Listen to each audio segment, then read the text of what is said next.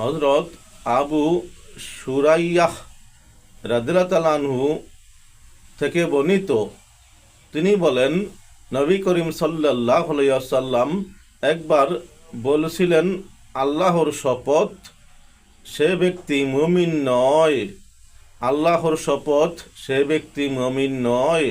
আল্লাহর শপথ, সে ব্যক্তি মুমিন নয়।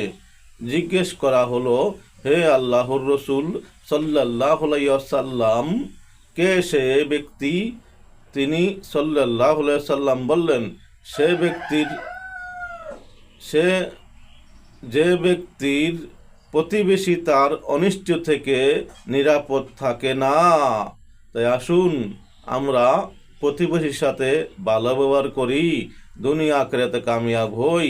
হাদিস বুখারী শরীফ, মুসলিম শরীফ ও আহমদ।